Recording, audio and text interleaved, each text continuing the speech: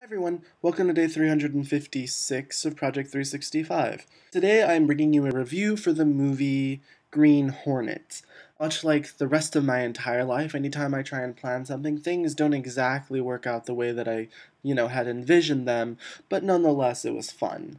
The Green Hornet. Where do I begin? Where do I begin? Where do I begin? I begin at the fact that never try and look at this movie as a superhero movie. I know they try and play it as a superhero movie, but if you try and watch it as a superhero movie, your entire movie experience will be ruined, because if you try and do that, all the comedy and everything else is just going to completely flatline any chance this movie had as a superhero movie. Now, if you decide to look at it as a comedy, then it's a really fucking good movie because it's fucking hilarious.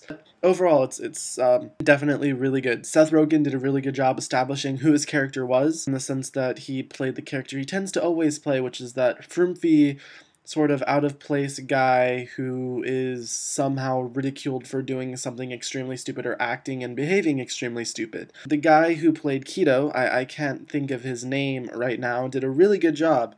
For those of you who aren't aware, The Green Hornet actually used to be a TV show back in the 70s or the 80s, and Bruce Lee played the role of Keto. So, fun little fact there. But that aside, I think that I can't remember the name of the guy who played the villain, but the guy who played the villain didn't play him well. He seemed like a gay guy who was trying to be an evil villain and then ended up doing really badly at being a villain. And so it was this very depressing thing to watch, because he tries to be funny and you find yourself wanting to laugh, but then there's no punchline and there's no oomph behind the joke, and so it just sort of falls flat like a flat in a cupboard.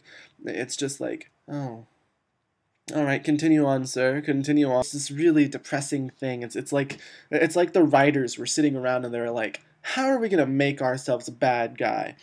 Let's make him gay and be a really bad villain who's focused on his outer appearance and is going through a fucking midlife crisis. That's my contribution to this, sir. May I please leave and go get a latte?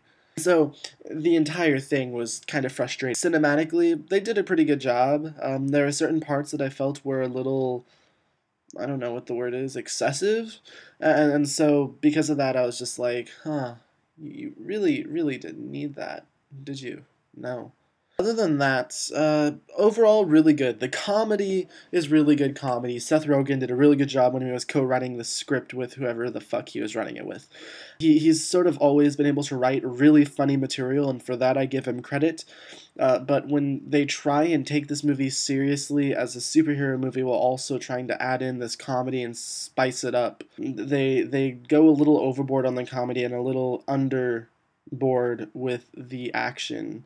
Except for the end. Then the end, you're like given all this action, and you're just like, what's going on? Why are there so many flashing lights and bangs?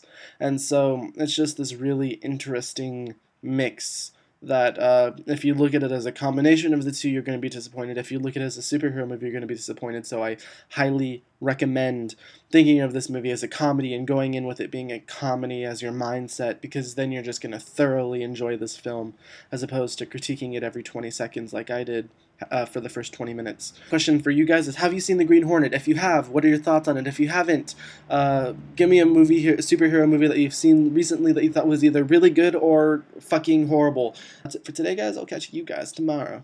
Bye.